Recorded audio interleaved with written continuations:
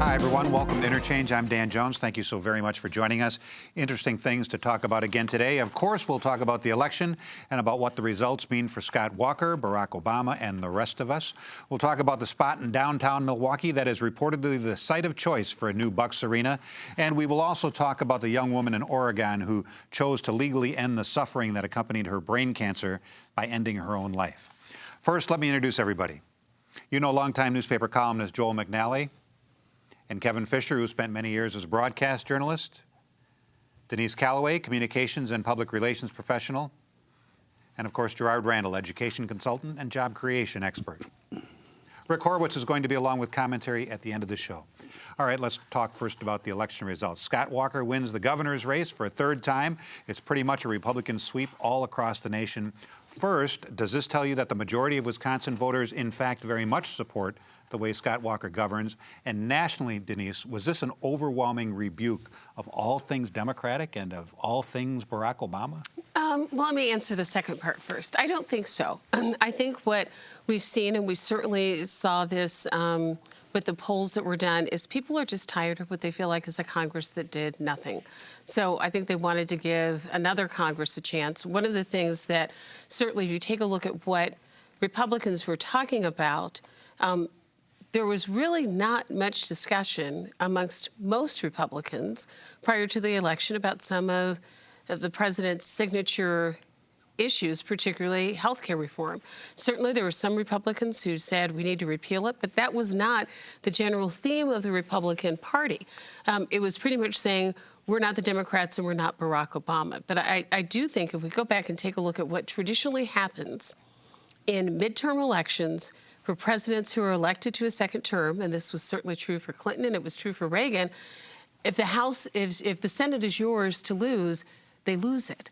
And I think part of it is we run through a point in time where politically, folks may feel like we've reached a point of stagnation and they want to do something that brings about change. So the question now is not, did the Republicans gain control of the Senate? Because they did, and they also made gains in the House. Now what do you do with it? And I think that's the real challenge. Overall, the Republican brand, particularly when we take a look at the national level, and particularly when we take a look at Congress, is pretty weak. So now what are you going to be able to do? Because you've got to be able to work with the president to get these things done. It's not a situation where you can just be a steamroller. Kevin, how about locally here in Wisconsin? Does this tell you that the majority of people do, in fact, like what Scott Walker is doing? Absolutely. 3 times. They like him. They like his policies. They like the direction the state is going. 3 times. That's just an amazing feat that I think even his staunchest detractors have to concede. Dan Bice calls him the undisputed champion of Wisconsin politics. I mean, this guy finds a way to win. He has the right formula. We talked about for weeks about Dane County and Milwaukee. The average voter, I think, forgets about Brown County. The Green Bay Press-Gazette, days before the election, made note that the governor was 17 points ahead up in Brown County, which is a media area that entails 16 counties. The governor does well with the over 30 crowd, with the married crowd, with the elderly crowd, with the rural crowd, with the outstate crowd. And this was something that even though Mary Burke did well in Dane County where she was expected to, she did well in Milwaukee where she was expected to, it just wasn't enough. And I think one newspaper called it a comfortable margin. So the governor now has a House and a state Senate where he can do things, and he's already talking about what he's going to do.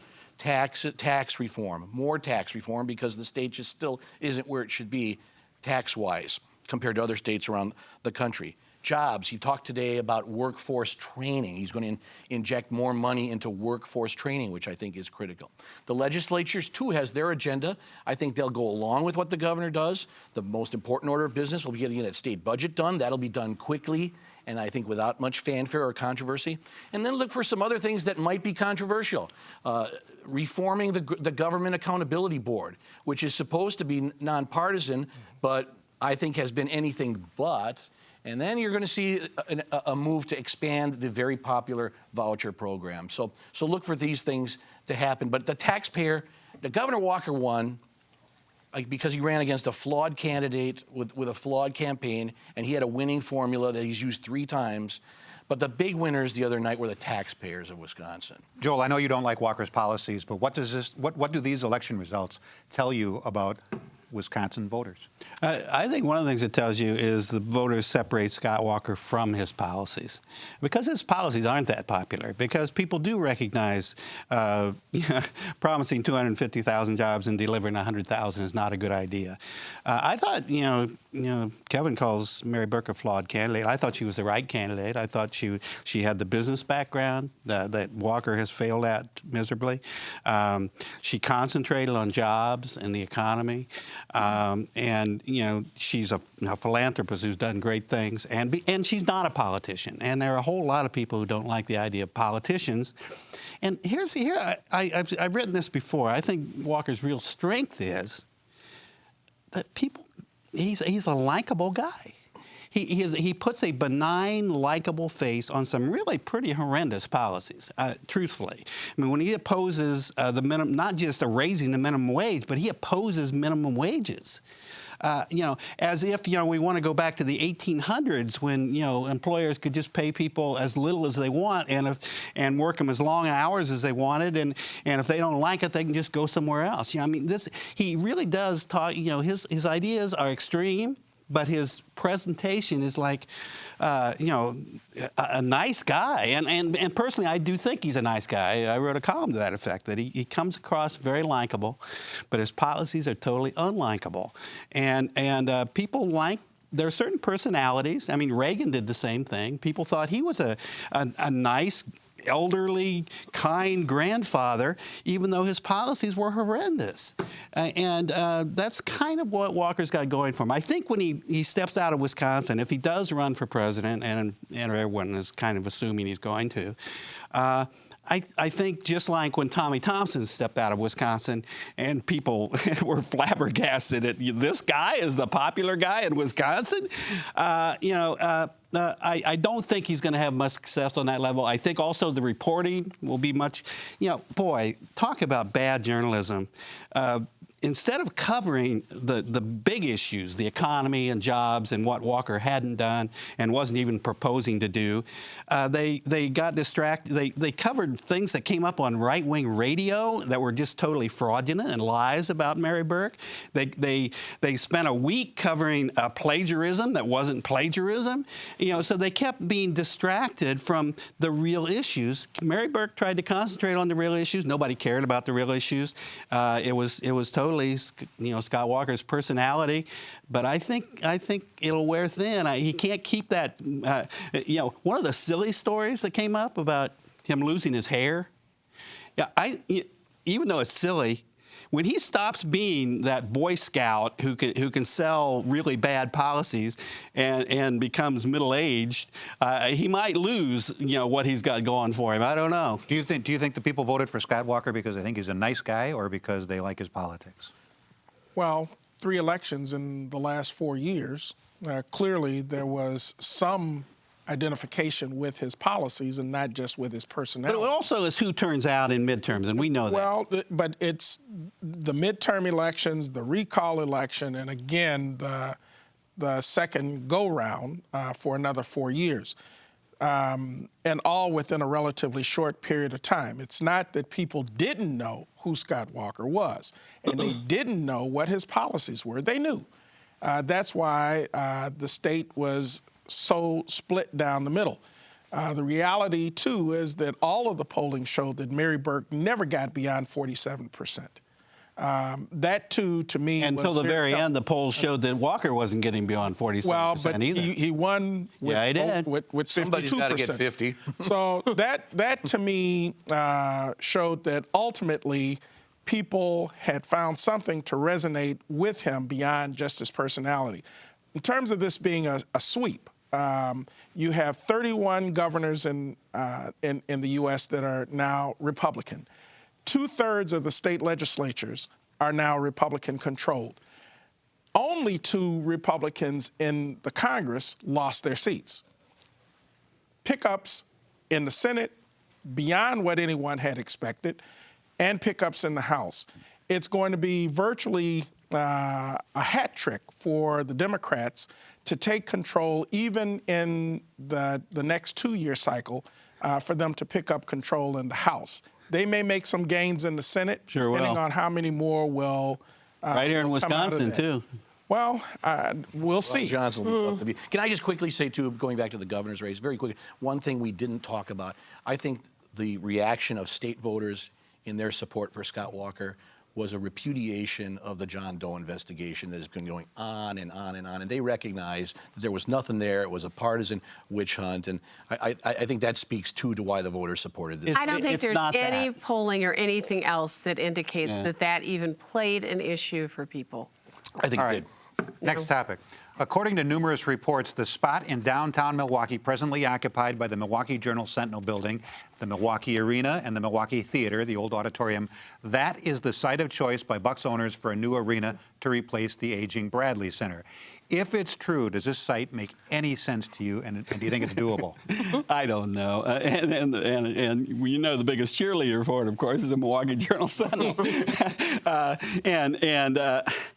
Yeah, when they start talking about taking 2 or 3 or 4 down, 5, 6 downtown buildings, how much more, are these 3 billionaires going to demand from us that we give up in order, that they do us the big favor of keeping the basketball team here? I don't know. It doesn't make sense to me to start knocking down half of Milwaukee when there are sites, that you wouldn't have to destroy that much. They talk like all that vacant land to the north of the Bradley Center, or even the land that the Bradley Center is now on, that's way too far from, Wisconsin Avenue. It's like Wisconsin Avenue is something that you need to be concerned about, right? Yeah, nobody's on Wisconsin Avenue. Why is it you have to be so close to Wisconsin Avenue? I think it's going to go through many more convolutions, and the fact that the Journal-Sentinel has such a big stake in it, not only with their property now, but of course with their broadcast revenues. Although the newspaper is now severed from the broadcast revenues that are going to come for broadcasting the Bucks. So I don't know. We're going to go through a lot of strange things over the next few weeks. Is it a given that it's going to end up in downtown? I don't think it's a given, but that seems to be what they're talking up. And given the Bucks owners have indicated they'd like to have something settled before the end of this calendar year, that certainly is one that people are starting to get their minds around. The truth of the matter is, I still believe that there's several other sites that are in play. And now that the election is over, the governor gets to weigh in on where he thinks there's opportunities to have this financed. That's going to be a driver. He could have weighed in before, Well, he could have, but I think it was smart. That was the #1 issue for him to have delayed that decision until. Well, first off, all of this had to be settled with the Bucks ownership. They're still inviting people in. They're going to pick the site, and I also think they're going to pay for the building of it. Well, they better. I think it's the operating costs that are the issue still on the table. Whether or not the convention center should be expanded to where currently the arena and the auditorium are, they have to decide what happens with the Division I basketball programs, Marquette and UWM. I don't hear a willingness for both of them to be able to play in a new facility. I don't know. I think UWM is toying with the idea of having the Bucks Arena there.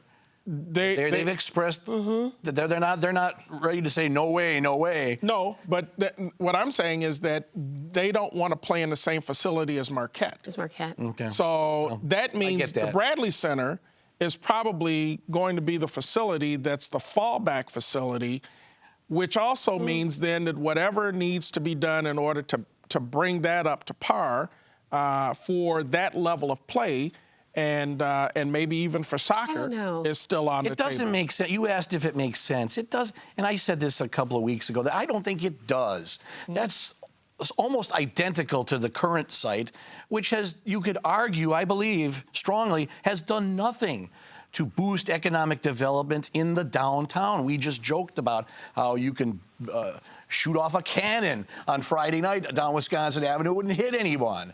But what about other sites? Has this truly been vetted? The Park East, I think, would be a good site. I think down by the lakefront would be a good site. I think the Menominee Valley would be a good site. And just because the Journal-Sentinel says that, oh, you can have our buildings, I mean, there are other voices that need to be heard from. And those sites are still in play. The Journal-Sentinel saying that they think it would be a good site. But I don't there are think other the folks people in who have. Milwaukee would be thrilled with tearing down the Bradley Center, tearing down the old auditorium, tearing down the arena, tearing down the historic Journal building. I don't know. How about St. John's Cathedral? Yeah, I mean, maybe with a couple of Eventually, those. you can't knock down everything, Well, with a but couple some of are those they eyesores, probably but do you care about. can't With go others, to them all. with others, they don't. But I mean, I do think that we have to take a look at what this ownership group now looks like, and it's not just those folks who are coming to us with a lot of money Thank from goodness. New York. They've There's been very local boys now. strategic about the local folks that they've put in play. And I think if they've identified this as their #1 site, which somebody on this panel, I believe, also agreed with several weeks ago, this is going to be their #1 site. You know, this is the reason you bring in the kind of local ownership that they have. It's because if this is the site that you want, you've got the people here who can help you get that done. So I would expect to see it there. So they just tie up Frank Gimbel and put him in the back room, or what? Well, you know, they did delay the vote on who would be the chair, and something tells me that Frank won't be the chair come December. That's one area where the governor did weigh in because it was his representative that asked for the delay in selecting leadership for the Wisconsin Center District Board.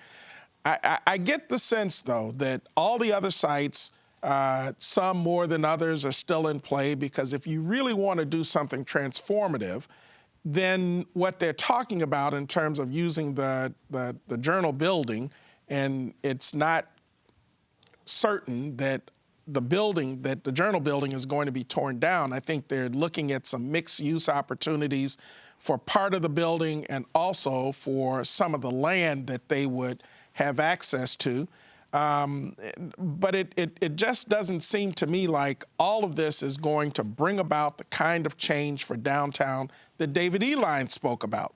And if that's the case, then sites like the site down in the Coach Yards or down in the Valley become a lot more attractive than this downtown. If you recall, when the Bradley Center was first announced, and I was there, I covered it for public radio.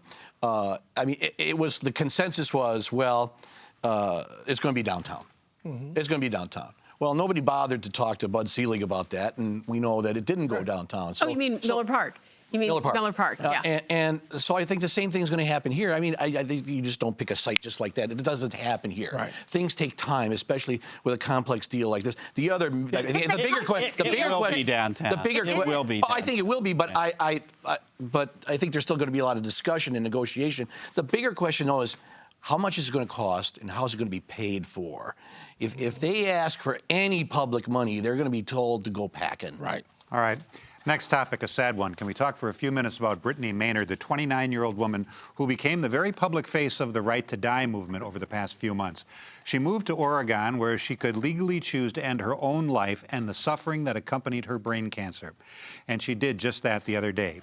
Should physician-assisted suicide, or death with dignity, as it is sometimes called, be allowed in all states? I'm torn on this one. I don't like to see anyone suffering, but at the same time, this notion that someone has the ability to take their own life within their own decision making, I think that a lot more thought has to be given to it. The Oregon law allows for it. I think now that people are starting to talk a little bit more about this situation and what kind of impact it's going to have on others, particularly as our country ages. There are a lot more elderly. Wisconsin, for example, is one of the top 10 states for those who are over the age of 65. And so we have to, I think, look at that experience to determine whether or not it's a smart one. And right now, I just don't understand it. As younger people become more involved in politics, do you see the law changing to allow this more often? I don't see the law changing because I don't think very many politicians have the courage to change it. They want to stay as far away from this issue as possible. The truth of the matter is, individuals who are dying and their loved ones, their families, are making these decisions all the time. Right. In connection with their physicians. They're very private decisions, and it's kind of a dirty little secret that people make those decisions. And it may be kind of outside the law or not officially part of the law, but it's a very personal, private decision. You can understand why. I mean, the suffering that individuals are going through in that process, and the suffering their families are going through, and that the physicians have the ability to end that suffering. And many of these individuals ahead of time may have told their families or made provisions or even signed living wills to say, we don't want to prolong this. And it's happening all the time. We just don't want to talk about it, and I don't think a single politician has the courage to put it into the law. The hospice movement walks a very delicate line where they can give you the medication to alleviate the pain, but in states like ours, they cannot give you the medication, or they're not supposed to give you the medication to put you under. Force of death. Right. I think the problem that I have with this is that what we're really talking about is, how do we make sure that there's some dignity in death? How do we make sure that needless suffering is alleviated? And I think that needs to be our focus. Not whether or not it's a physician-assisted suicide, but how do we see those who we love and those who we care about have the ability to have some dignity when they pass away? A year ago this week, my dad passed away. And I was so grateful that he had so little time when he suffered, and know that for so many people, that's not the case. Death can be a long, drawn-out, painful process for the individual and for the family. We've got to figure out a way to say, dignity is what we really need to focus on, not whether we want to call it suicide, but what kind of dignity do we make sure that people have in their last moments here on this earth? I don't see this happening in Wisconsin, Kevin. No, and it shouldn't, and I don't think you need a state law. People can and do take their own lives every day all across the country. This begs the question, and I agree with everything that's been said here, but it begs the question, okay, someone that chooses not to choreograph their own death, does that mean that person doesn't have any dignity? The words that have been expressed about this issue imply that choosing life is undignified. I worry that in one instance, we turn doctors who are trained to heal people are all of a sudden then put in a position where they're complicit with taking a life. No, we don't need this. And instead of making ourselves feel better, like by seeing the person not suffer anymore, we should be, as family and friends, offering to support to the person who may be terminally ill. All right. Some more thoughts now on Tuesday's election results and why they went the way they went. Rick Horowitz heard this morning's unemployment report, 5.8%, the lowest rate in more than 6 years. And he was reminded that some people grab political opportunities while other people just squander them. Rick. So, Democratic candidates, how'd that whole abandoning Obama strategy work out for you? The American people have spoken. Yes, indeed. In clear and resounding tones, they've turned their backs on the president with the 40% approval ratings and have turned instead to the party with the 20% approval ratings. Go figure. It was a big Republican night, no question. Props, first of all, to Wisconsin's own Reince Priebus, the GOP national chairman. He built a ground game to rival the Democrats. He helped craft a national Republican message, Obama sucks. I'm paraphrasing, but not by much. And he made sure that the craziest of the Republican crazies never made it out of the primaries, so that come November, the GOP candidates were attractive, plausible, sane. You think that's a slam dunk? Look at the last couple of election cycles. Witches, anyone? Anyway, props to Priebus and props to the Democrats who didn't even try to stop him. At least the Republicans stood for something. They stood for standing against Obama, but still. What exactly did the Democrats stand for, aside from re-election, I mean? Now, you might think that with the Dow Jones pushing past 17,000, With the unemployment rate down below 6, with the number of newly health-insured folks topping 10 million, with the deficit shrinking, purchasing power growing, you might think Democrats would have something to talk about, maybe even brag about. They wouldn't dream of it. They saw no good, they heard no good, and they certainly spoke no good. No, sir. As long as the recovery hadn't reached everyone, they wouldn't even mention all those people who had found jobs. And as long as some people somewhere had had to change their insurance, they couldn't possibly mention the much, much larger number who now had insurance for the first time. How sensitive of them. How stupid of them. Where does it say you can't brag on news that's getting better even if it's not perfect yet? But they ran away from all their pluses, so the only story out there was how bad things are and how scary and how it's all Obama's fault. Obama and his fellow Democrats. And his fellow Democrats let it happen. Way to go, you guys. Well, thanks, Rick, and thank you so very much for joining us. Stay warm. Enjoy the rest of your weekend.